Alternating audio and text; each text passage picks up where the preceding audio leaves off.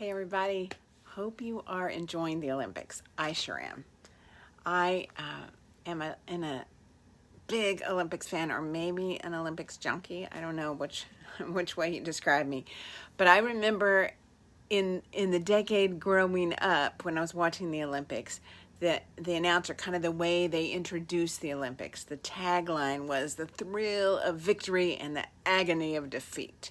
And I remember as a child enjoying that, the thrill of the victory and the agony of defeat. But now as an adult, when I watch the Olympics, I'm more of a junkie now than I ever was, because I love the spirit of overcoming. That's what I see in those athletes, the spirit of overcoming. I don't know what you're wanting to overcome, whether it's fear, anxiety, adversity, but sometimes it feels like we took 2 steps forward and 1 step back, or 1 step forward and 2 steps back. Whatever the struggle, the challenge, the difficulty, the heartbreaking adversity, there are some things we can do. I want us to look at some of the stories coming out of the Olympics this year to help us find tools to overcome adversity. You probably heard about the woman who was running on Monday. This happened this week. She's a long-distance runner representing the Netherlands. She was running in the 1,500-meter qualifying heat. And the very thing, the dreaded thing, the thing you do not want to have happen was happening in front of her. The runner in front of her was tripping. And her tripping and falling was causing a domino effect. And the runner from the Netherlands attempted to jump over her, to kind of leap over her, but it didn't work. She fell anyway. And then she is at the back. She's the last runner. She hops up to continue running, but she is the last runner there. So she is facing this not only the last place, but this kind of shocking revelation that she's going to be eliminated. Yeah, this is the qualifying heat. She's not even going to make it to try to run for a gold medal or any kind of medal. So she gets up, she starts running, she runs past the last 2 runners. So she's making a little progress. She runs a little farther. She's reaching the lead pack at the very last bend of this race. She's reaching the lead pack. And finally, on this kind of home straight, she passes 11 runners to finish first, even though she fell and she was the back of the heat. It was an astonishing comeback, and she goes on later that day, Monday, to run the 5,000 meter and win gold. So she's running in both of these races on the same day. And what I'm looking at is how you contend with hard times when you're in a place where seemingly this is beyond your strength. Sometimes I think in hard times that seem beyond our strength, those are the places that we really grow. Those are the places that really move us forward. I was reading a friend today that said something about accepting the struggle she was in the middle of, just accepting it and being okay with it.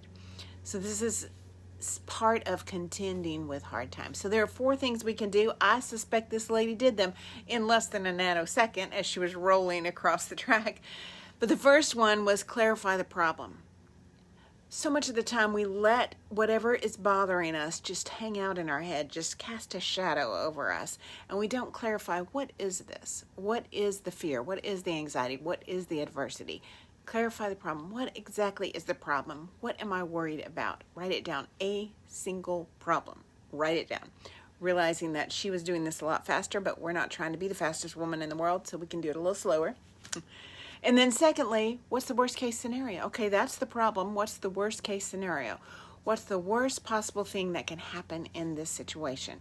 Be gut-wrenchingly honest, I'll lose money. I'll lose customers. I'll lose relationships. I'll lose reputation. I'll lose health, whatever it is. Be gut-wrenchingly honest. And then the third thing is accept, okay, that is the worst case scenario, should it occur.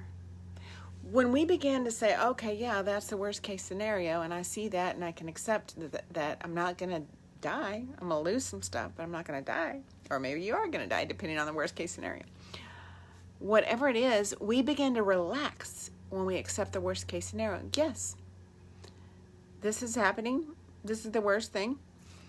When we stop resisting it, we relax enough for our minds to clear, for our minds to have the ability to deal. But when we keep resisting it, we stay in a fog and we're not able to actually face, deal with, come up with solutions. So if we're going to clarify the problem, find out what the worst case scenario is, then accept, okay, yeah, this is the worst case scenario, should it happen. Then we can easily move to the fourth one, was improve the worst case scenario. Okay, what is the next step? We don't get stuck there. We don't worry about what happened. We don't worry about why it happened. We don't worry about who's responsible for it. We think only, how do I improve it from here? What do I do now? And when you think about this runner, this athlete, that makes sense. The problem was she fell. The worst case scenario is she could not get up. She could just lay there and not get up, lose her reputation as a world-class runner, lose her whatever money might be coming her way with endorsements, lose face with her nation or the world. She could lose a lot of things. Once she says, okay, that's the worst case scenario, yeah, I can see how that could happen here, then she can immediately start saying, how do I improve that? And she jumps up and starts running. Well, let me take these next two runners. Let me overtake them. Let me get closer to the front pack. Now that I'm in the front pack, let me move forward one runner at a time. You see how we can improve that once we let our minds release from, okay, let's don't resist it. Let's just say, how do we move forward? So when we're dealing with adversity, asking questions is the essential. As long as you're asking questions, that expands our options, expands what our brain is capable of doing. It gives our brain an objective to work on, something, not something to stew on, but something to solve. And there's a big difference between stewing, reacting, getting stuck there, than freeing up our mind to solve. So in the face of adversity, try doing this. Try using this tool. Clarify the problem, come up with the worst case scenario, accept, yep, that's the worst case scenario, should it happen. And finally, improve on the worst case scenario. What could happen is that the fall that you took might not impede you at all. It could propel you to the biggest win of your life. I feel like that's what happened with the Netherlands runner. She had this fall, and later that day, she took gold. It propelled her when she allowed her mind to just work through it. I'm Michele Gooch with Life by Design. You can find me at lifebydesign.guru. I love helping people move forward. Whatever you want to overcome, whatever you feel stuck by, wherever you're taking 2 steps forward and 1 step back, I'd love to partner with you and help move you forward.